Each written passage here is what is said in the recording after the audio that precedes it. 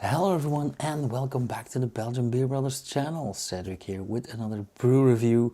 It is Sunday the 3rd of December. That means beer number 3 of our BBP Advent Calendar. Unfortunately still no sign of the Mr. Hop calendar. That does mean I'm gonna have to drink a lot of beers in one day if it still shows up. Nonetheless, yeah, let's see what Brussels Beer Project has in store for us today. Apparently right here. And this will probably be another can, because I can't reach in. Yeah, well, of course. So to the kind folks of Brussels Beer Project for next year, either get us a less deep box or bigger cans, or stuff it. I remember the first year when you had the smaller items,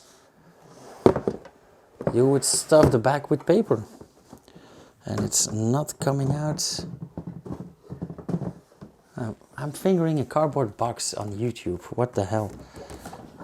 Okay. Nope.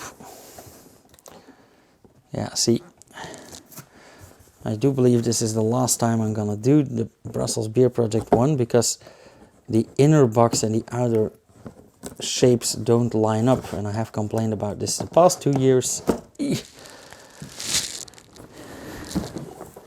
Because it's never a good thing to waste 2 minutes of your video on just trying to get the motherfucker out of there. Anywho, let's see what we have. Purple and silver. I'm not really familiar with that combination. A sour NEIPA, a sour New England IPA, Brewer's edition. Now that's always fun. 5.5% ABV, sour New England IPA. Blah blah blah, independent and collaborative brewery. Experimenting is key to our DNA. Push taste to new boundaries with our exclusive Brewer's editions. The malt bill, Pilsner Pure Local Malted Wheat. Okay, there was a comma in there, so Pilsner Pure Local malts. Malted wheat, malted oats, and dextrin malt. That means added dextrin to the malt. Pilsner Pure Local, that is locally sourced Pilsner, pale malts. Malted wheat and malted oats, that's always nice. That means a lot of protein, but also because it is malted, and oftentimes these are raw grains that brewers use. So this will have a bit less protein, but a lot more starch, a lot more, well, sugar actually. Hops, Columbus, Cryo, Pop, Zappa, Vic Secret and Sabro. Now I do love Sabro, I like Columbus. I don't know Vic Secret and Zappa. I know Zappa by name, not by taste. The yeast, Verdant and Philly Sour. I did read that this is a mixed fermentation beer, and this confirms that. And why did I read that? Because before I start these videos or this series, I always just go over the website diagonally at Brussels Beer Project, and added maltodextrin and dextrose, so again added sugars for the fermentation. Okay, now I did forget to bring my BBP glass upstairs, so I'm gonna use my trusted taster glasses. Let's see what's happening here. Now I do know that in the past 2 years Philly Sour got really popular, just like fake yeasts got very popular.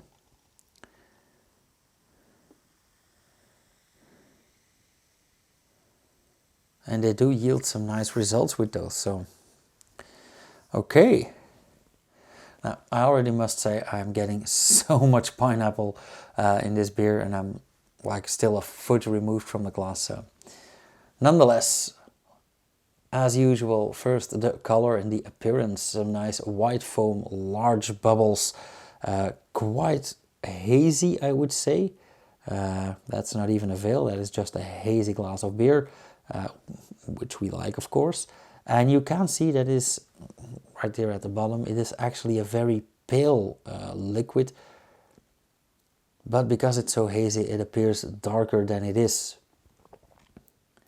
It does have that pale, orangey yellow color. Beer, the foam already dissipating. Yeah, I'm getting a lot of mango and a lot of pineapple there. That is largely the Sabro hops speaking.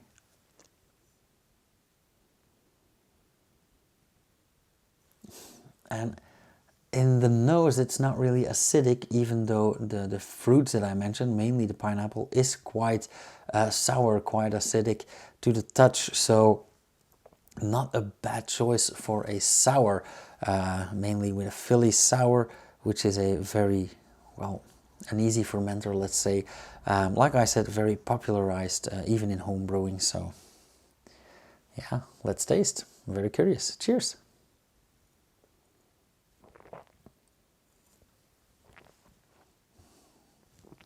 Okay, in contrast with that Peninsula beer from yesterday, this tastes exactly as expected. Some small surprises, but nothing really shocking. Very, very pleasant. It is quite sour. I don't get any vinegar in there. It is a lot of citric acid. Maybe slightly lactic, but mainly citric acid. It is, even in the taste, very tropical, very fruity.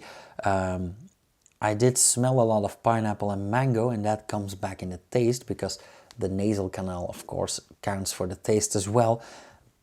However, I do get a lot of grapefruit, and actually the yellow bitter grapefruit in the taste. Even a slightly tiny bit of kiwi as well.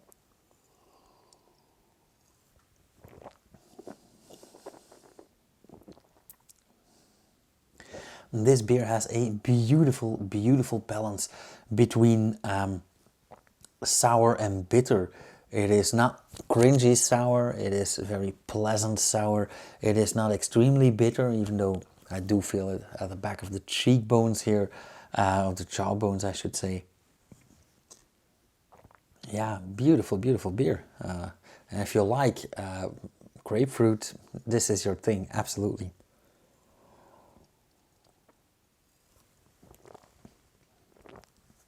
Also, these sours tend to be rather thin, but this is a lot less thin than yesterday's beer. This is not watery at all. Now, of course, they did add maltodextrin and dextrose. Yeah, that does thicken up the beer a bit. That normally makes your beer a bit sweeter as well, even though I don't really taste that here, which is a good thing, by the way. The alternative is that they ferment that dextrose and dextrin, but then we should have had a higher ABV, and that's not the case either. So now, like I said, it is the added wheat and oats, that really step in here for that added mouthfeel, for that rounded, rich mouthfeel instead of a watery, otherwise this could have been a fruit punch.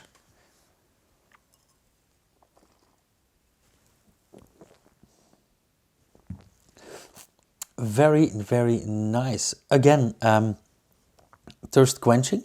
I do get the idea that they make a lot more thirst quenching beers than they used to do.